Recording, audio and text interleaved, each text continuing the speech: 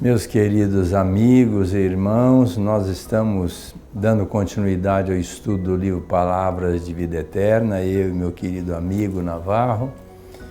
E hoje nós vamos abordar uma lição que tem como título Vida e Posse. Quando o Emmanuel vai analisar uma passagem do Evangelho de Mateus, no capítulo 25, versículo 6, onde ele vai falar sobre uma colocação de Jesus, que ele disse assim,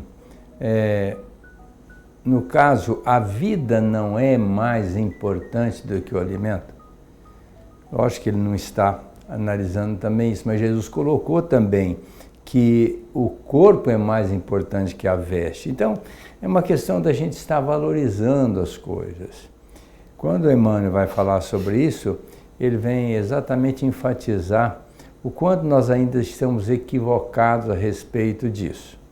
Quando ele fala que a vida é mais importante que o alimento, significa nós estamos tão preocupados em comer, em beber, em divertir, tirar proveito dessa vida material, enquanto que a proposta é nós estarmos utilizando essa oportunidade da vida para crescermos espiritualmente. E como a gente vem para a Terra, lógico que a gente vai ter condição material, cada um tem um limite, mas tem a sua condição material. Mas se tivermos alguma coisa nesse sentido, que a apliquemos a benefício dos outros. Por exemplo, quantas pessoas que têm muita terra, mas só tira proveito daquela terra para si mesmo. O outro tem alimentos sobrando, chega até a perder na despensa ou na geladeira e não coloca a favor dos outros. E assim por diante, tantas bênçãos materiais que nós dispomos. E às vezes não colocamos isso a serviço e a benefício dos outros, enquanto que nós somos irmãos em caminhada e precisamos olhar para o lado, olhar para trás, da mesma forma que nós somos olhados por aqueles que vão na vanguarda, com carinho, com cuidado de nos ajudar. Então, a gente viver é importante, mas muito cuidado com o lado da materialidade, porque Jesus disse em outra situação, que adianta ganhar a vida e perder a própria alma?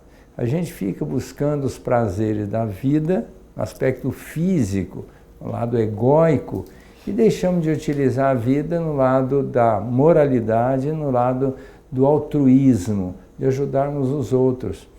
Todas as grandes almas colocaram como escopo, como objetivo maior, ajudar os irmãos em necessidade. Todas as grandes almas.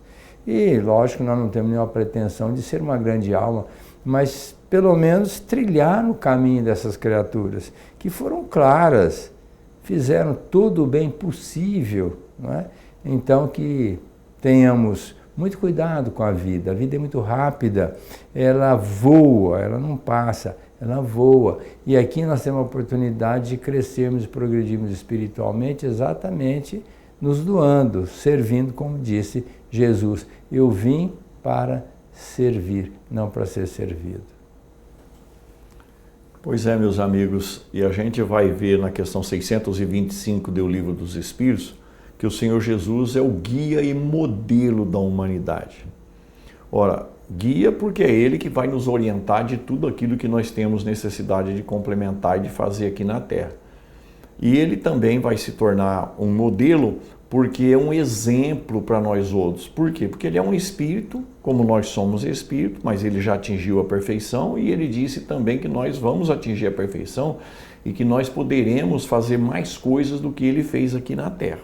O que significa dizer que nós estamos aqui neste mundo para evolução espiritual e não evolução social, não evolução material, não evolução financeira necessariamente. Às vezes a gente tem essa obrigação por questão da reencarnação que foi traçada para nós outros, né? Porque cada um de nós vem a este mundo para fazer o espírito progredir.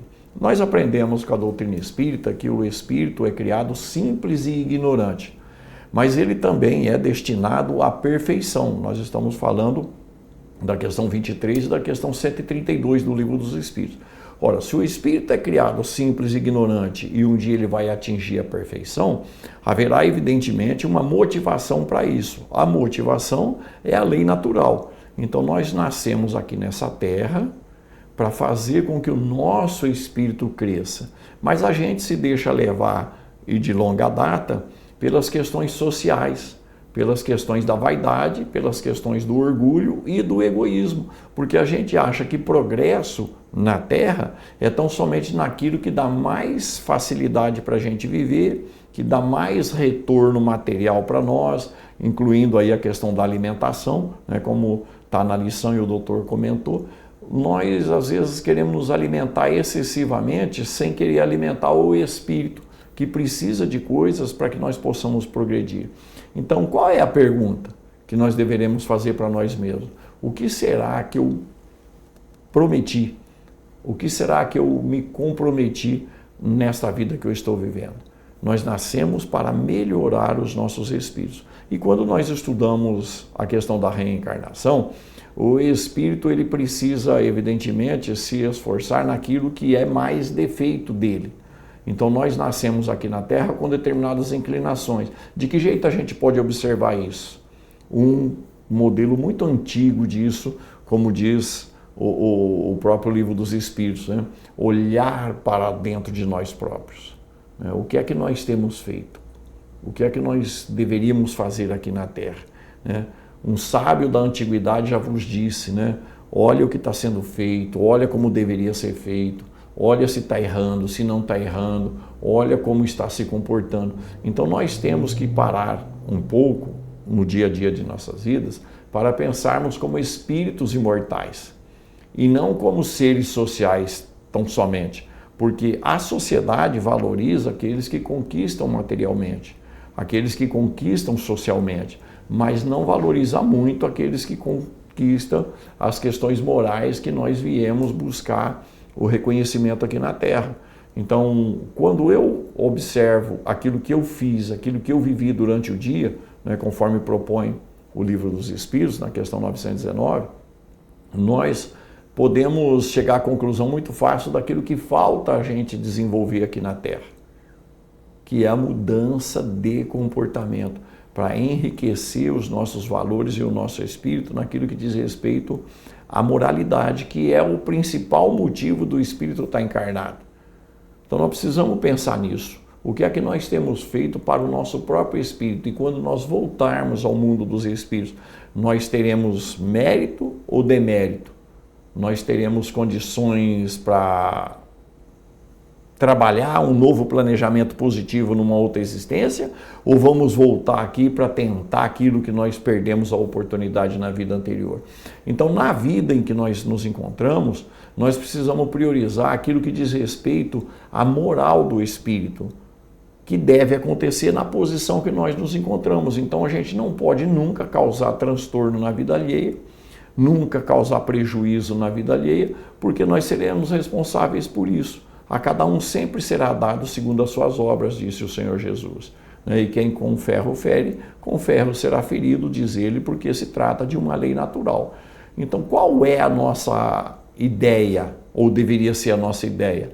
Pensar como espíritos imortais que somos. Abrir mão de determinadas coisas na Terra pode até levar a gente a ser criticado, a ser gozado, alguém rir da gente, mas como espírito a gente sai vencedor, e é isso que nós viemos buscar aqui na Terra, o vencimento das nossas inferioridades em benefício da nossa moralidade. É preciso pensar nisso.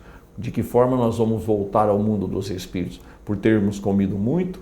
Por termos angariado muito, conquistado muito, ganhado muito? Ou por termos ficado famosos na sociedade em que a gente vive? Na questão da materialidade. Pensemos nisso. Como o nome da lição é Vida e Posse, a gente tem que pensar o que é a vida.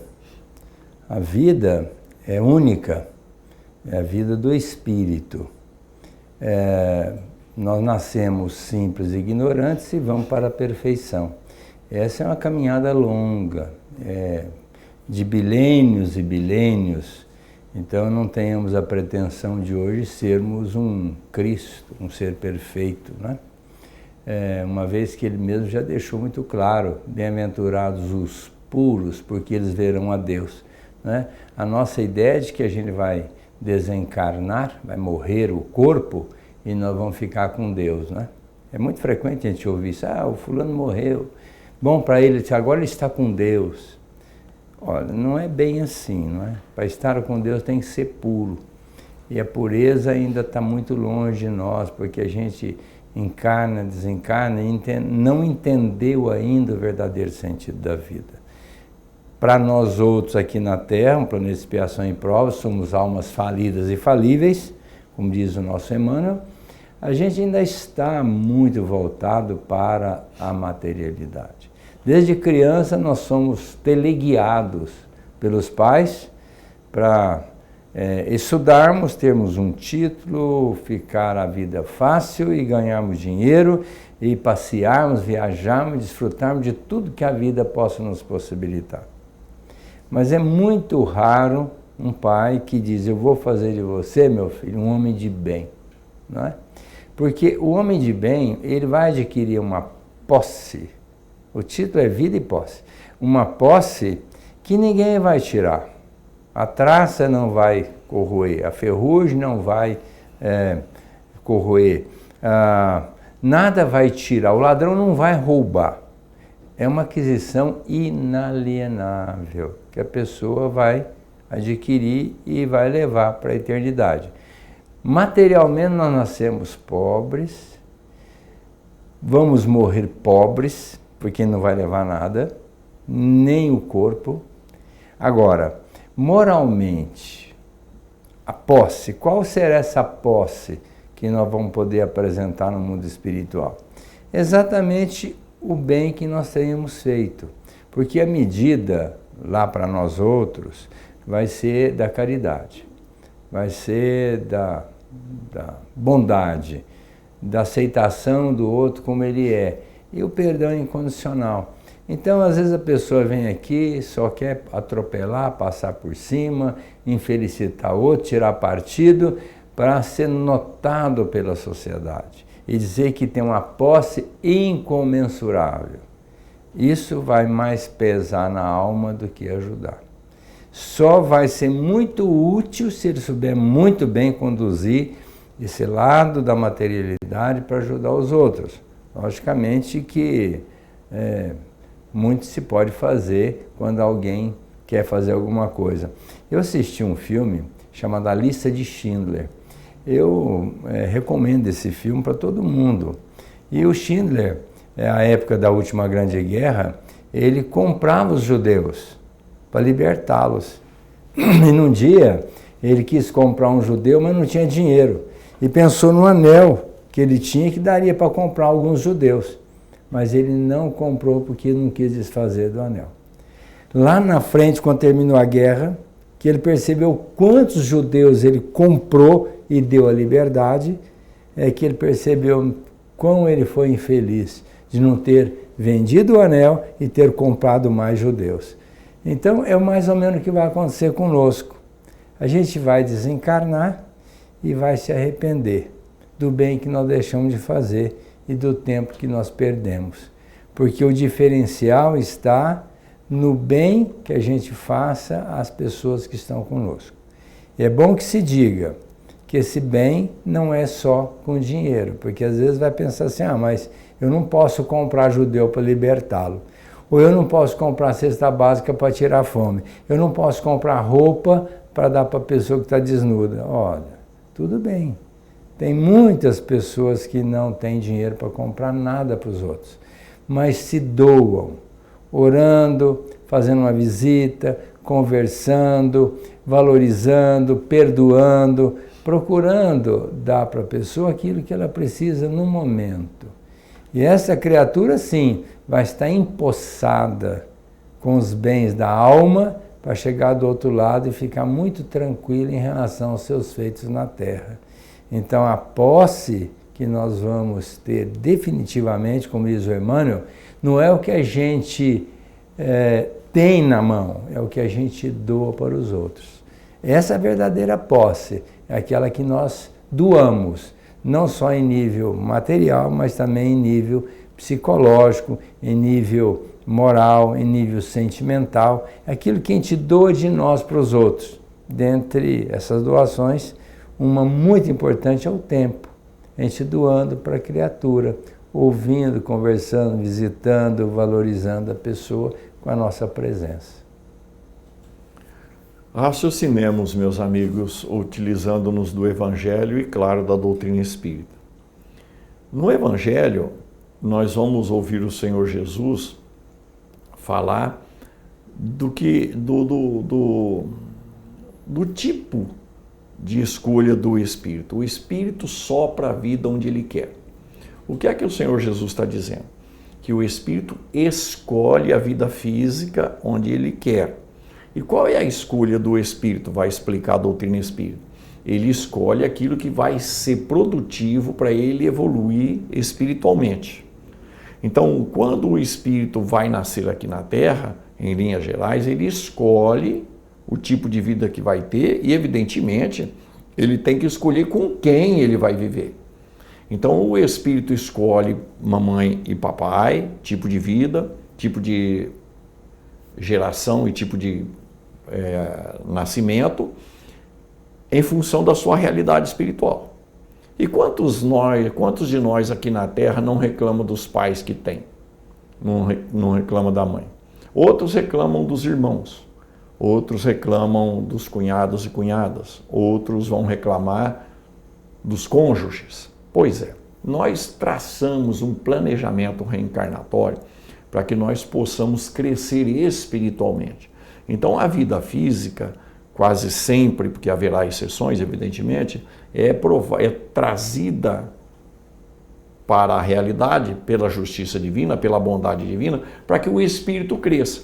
E aí, quando a gente está aqui, a gente quer deixar de conviver com esse ou aquele irmão, às vezes quer deixar de conviver com essa ou aquela mãe, com esse ou aquele pai, a gente quer deixar de abandonar determinados amigos, sociedade, porque não estão fazendo o que nós gostaríamos que fosse feito. Mas é para isso que nós viemos, para a vida de relação. Então, quando o Senhor Jesus fala para Nicodemos que o Espírito sopra a vida onde Ele quer, o Espírito está buscando a sua necessidade espiritual. Então, tudo aquilo que acontece aqui na Terra são lições que nós recebemos para nós melhorarmos o nosso espírito. Mas se nós fugirmos dos nossos problemas ou abandonarmos os nossos problemas, nós não melhoramos a nossa condição espiritual. Aí a gente retorna ao mundo dos espíritos em condições iguais daquelas que nós saímos de lá, ou seja, perdemos a existência na Terra. Então, qual é o foco que nós precisamos ter aqui na Terra? De proveito das circunstâncias e situações. Não reconcilia-te com teu adversário enquanto estás a caminho com ele, não perdoa 70 vezes 7 vezes aqueles que erraram contra você, oferece a face esquerda e quem bate na direita, ou seja, o Senhor nos recomenda um tipo de comportamento que a gente não costuma valorizar muito aqui na Terra.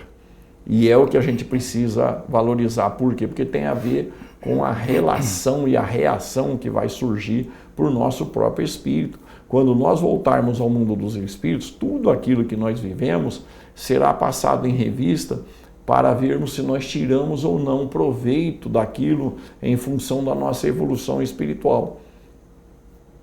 Se nós gostamos de ser felizes aqui na Terra e com isso a gente elimina determinadas provações e até mesmo expiações, a gente precisa pensar diferente, porque a gente vai gostar de ser feliz no plano espiritual. E se nós fugirmos disso, a gente não vai ser feliz no plano espiritual. Por quê? Porque a cada um é dado segundo as suas obras. Então, se eu fiz um planejamento reencarnatório, se eu executei um planejamento, fui orientado, fui secundado pelos benfeitores espirituais, a divina providência trabalhou para que acontecesse de acordo com o que eu planejei. E chega aqui, eu abro mão de tudo isso?